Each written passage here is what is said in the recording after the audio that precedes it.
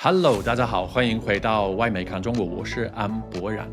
Amid Beijing's calls for peace and stability in the region and asking Washington to stop its aggressive bullying behavior, the US military continues to provoke China by flying aircraft inside the South China Sea with mainstream media like CNN and NBC on board.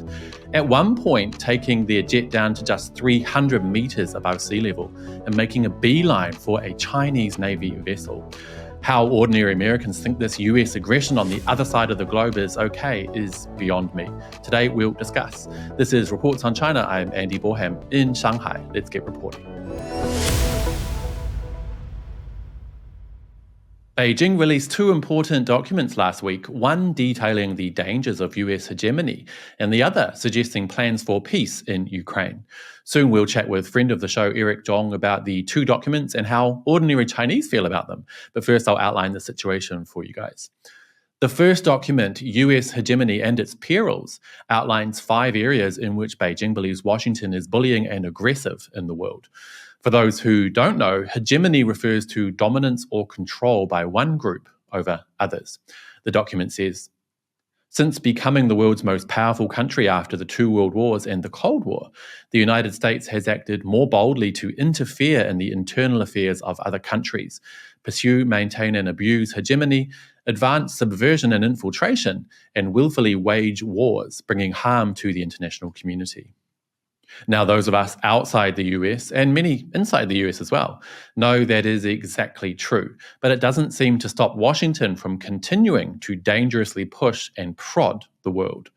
Just a few days ago, the US flew media who support the military-industrial complex into the South China Sea in order to provoke and intimidate China in its own backyard, ultimately being accompanied by a Chinese J-11 fighter jet. Let's take a quick look. This is a close encounter with a Chinese warplane, filmed just off the wing of a U.S. Navy reconnaissance plane flying over the South China Sea. We're getting a close-up look at a Chinese fighter jet. The aircrew here identifies it as a J-11, a two-seater that they say is armed with air-to-air missiles, and it's been shadowing this U.S. Navy plane now for about 15 minutes. It is pretty remarkable to see this Chinese warplane operating at such close proximity, just several hundred feet away from our aircraft. How this reporter can pretend he's shocked that the Chinese would respond to an unannounced US military aircraft approaching Chinese territory is simply Oscar-worthy. This next line is absolutely tone-deaf, though, as the CNN reporter jumps through hoops trying to make America sound like the good guy. The U.S. presence here aimed at preventing further encroachment by China. So wait a minute, let me get this straight. A US military jet is flying around the South China Sea, thousands and thousands of miles away from the USA, and they have the gall to make such a laughable claim. It boggles my mind the amount of mental gymnastics the US side has to do to try and legitimize its dangerous behavior. And it's even more shocking that so many ordinary Westerners believe that crap.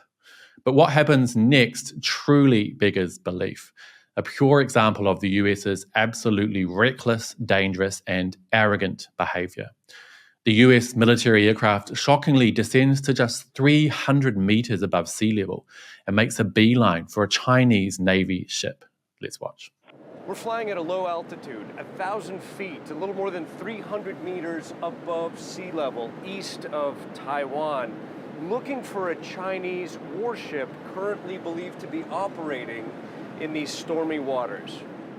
The plane spots a Chinese guided missile destroyer. U.S. aircraft, this is Chinese Navy warship. You are approaching me, keep safe distance away from me, over. I'm a United States military aircraft and I will remain a safe distance from your unit. A cat-and-mouse game between two rival militaries in one of the most hotly contested regions in the world. This is just absolutely and utterly reckless behavior from the American side, and it relates directly to one of the 5 parts of Beijing's American hegemony paper, US military hegemony, which points out the history of the United States is characterized by violence and expansion. As former US President Jimmy Carter put it, the United States is undoubtedly the most warlike nation in the history of the world. I just want to play a small clip from NBC News, who were also aboard that US military aircraft that was acting aggressively above the South China Sea on Friday. During the flight today, the PLA was calling from its ground station to the pilots here, warning the aircraft to leave what it considered its airspace, saying American aircraft no more approaching, you will bear full responsibility. And then the flight was intercepted by a Chinese J-11 fighter jet. It stayed about 500 feet off the left wing for over an hour. It just followed, and it was close. We could see the pilots.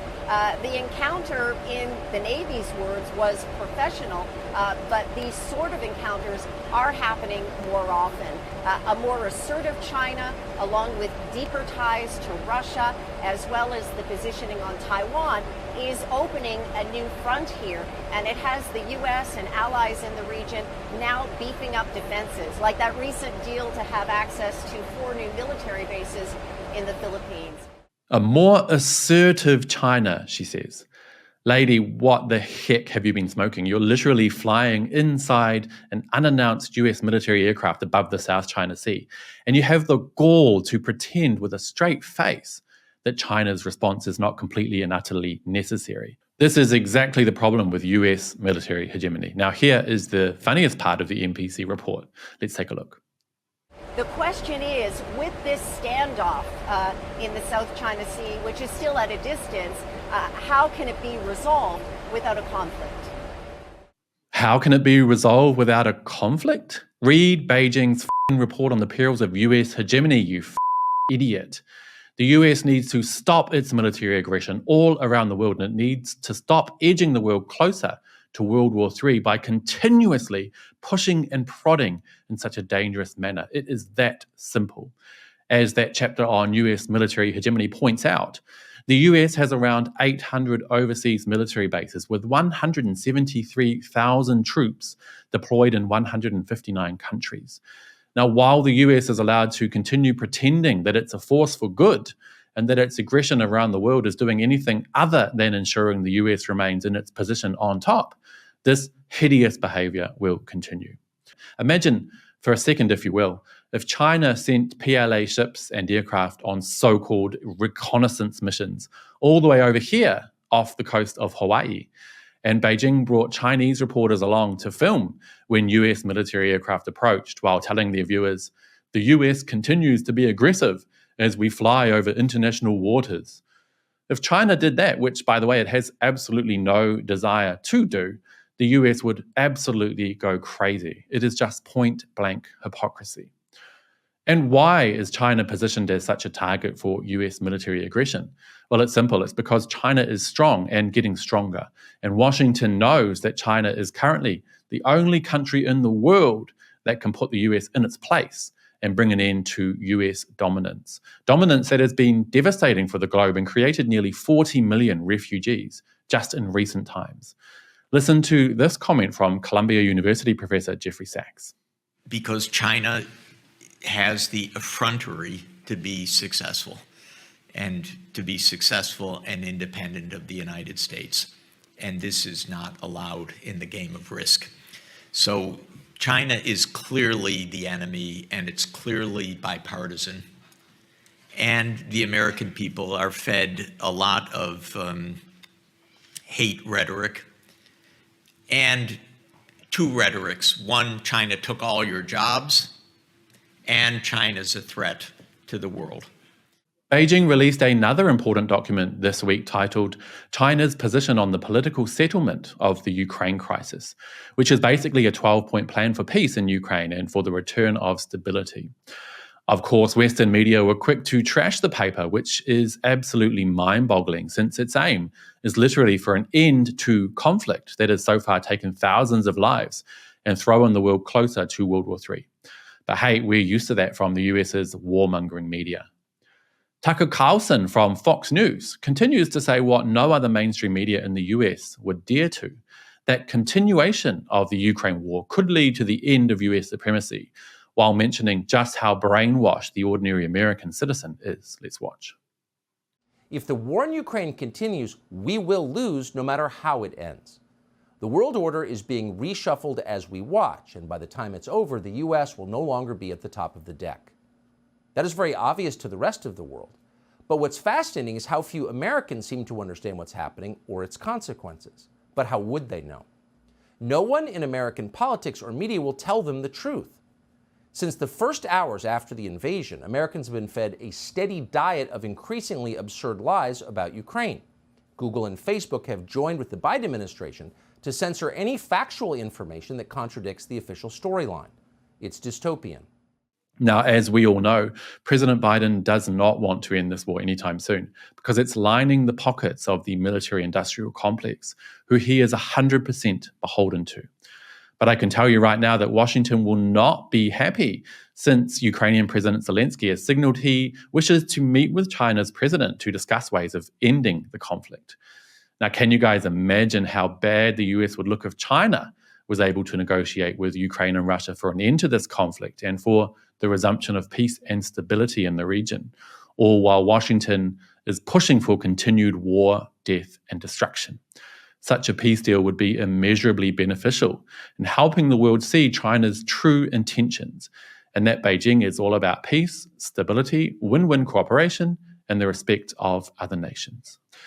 Well, to find out more about what ordinary Chinese people think about the two documents, I want to bring in media commentator and friend of the show, Eric Zhong. Welcome back to the show, Eric. We had a bit of a chat, you and I, recently about the two documents, and you mentioned that you felt the American hegemony document was quite significant. I've also heard this is probably the first time that such a document has come out with the three bars, 霸权, 霸道, and 霸凌, or hegemony, domination, and bullying. Quite a mouthful. What are your thoughts about that document, briefly? Well, I think it's significant in the sense that the American hegemony document is kind of unexpectedly blatant and pungent. I don't think it is directed in any ways towards the ordinary American people, because in my interpretation, it only targets the global power relations the U.S. is in and how the U.S. government exploits their power, abuses their power, which way too many U.S. citizens already complain profusely about themselves. Yeah, good point. So how have Chinese people in general reacted to those two documents that China released last week? Has it been a hot topic, or is it kind of just being discussed among certain groups, in your view? Well, I see a lot of discussions online. Few people would like bullies, right? But I mean, what is a bully? It is someone who is so drunk in their established power, exploits it to mistreat others, to gain benefits for themselves, and still feels justified because they simply disregard diversity, equality, and respect. So I suppose we have, unfortunately, all of us have come across some type of bullying in our life, regardless of the country or region we are in. We may feel belittled, dehumanized, and powerless after some extreme form of bullying, say, at school, in the workplace, or even at home. So I'm not surprised that more people are feeling the need to fight hegemony and bullying. And we need to stop, very importantly, stigmatizing the victims in unequal power relations. Personally, I feel that the two documents, regardless of whether or not they were enacted upon or are enacted upon by the West, have done a lot for China's image. And they really show Beijing as a peaceful, mature force. Do you get that feeling as well? Yeah, again, it fits my expectation because it is an image that has a focus on rationality, the long term, and a balanced type of communication. Yeah, for sure. Hopefully we can see that develop more, that image. Eric, thank you so much for coming on the show. As always, we'll see you next time. Okay, a bit of a long video today, you guys, so I better leave it there. As always, I'd love to hear what you guys have to say. Let me know down below, and don't forget to hit like and subscribe if you haven't already. I'll see you all next time. Bye-bye.